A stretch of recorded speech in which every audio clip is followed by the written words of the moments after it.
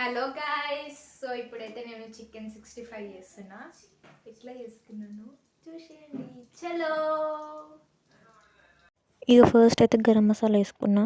దాని తర్వాతనైతే ఇక pepper powder pepper powder వేసుకున్నాక చికెన్ మసాలా వేసుకున్నా. చికెన్ మసాలా వేసుకున్నాక ధనియాల పౌడర్ వేసుకున్నా. ధనియాల పౌడర్ వేసుకున్నాక కారం వేసుకున్నా. 2 స్పూన్స్ వేసుకున్నా. మీరు మీ టేస్ట్కి తగ్గట్టు వేసుకోండి. దాని తర్వాత 2 స్పూన్స్ కారము. దాని తర్వాత 1/2 స్పూన్ పసుపు. దాని తర్వాత ఇదేమో తందూరి చికెన్ మసాలా వేసుకున్నా. దాని తర్వాత ఇక soya sauce, soya sauce, chilli sauce and ఇంకా వెనిగర్ వేసుకోండి. కొంచెం కొంచెం వేసుకోండి. ఇదేమో పెప్పర్ చిల్లీ సాస్ సంథింగ్ ఏదో ఉంటుంది. తర్వాత మీకు పేరు మెన్షన్ చేస్తే ఇది అల్లం ఎల్లిగడ్డ పేస్ట్ 1 స్పూన్. దాని తర్వాత పైకించి ఒక 2 లెమన్ పిండుకోండి. టేస్ట్ మంచిగా ఉంటుంది. దాని తర్వాత ఇక సగం గిన్నె అంతా పెరుగు వేసుకోండి. అంటే 10 రూపీస్ ప్యాకెట్.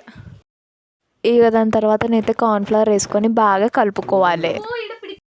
ఇక ఫస్ట్ అయితే కొత్తిమీర, కల్లిమాకు, పచ్చిమిర్చి వేసుకొని బాగా కలుపుకోవాలి దాన్ని కూడా. ఇక దాని తర్వాత నేనైతే ఒక గుడ్డు కొట్టుకొని దాన్ని కూడా బాగా కలుపుకోవాలి.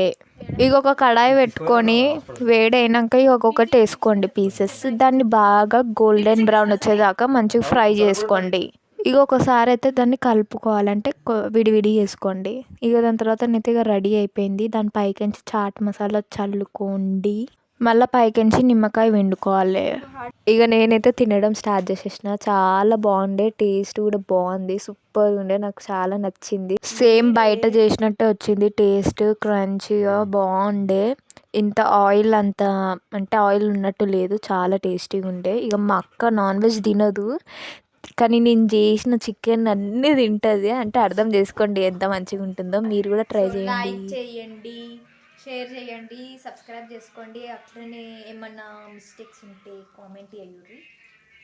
చూసి వదిలేకండి. ఓకే, మీరు వీడియో చూడుర్రి, మేము ఇది ఎంజాయ్ చేస్తాం. Bye guys.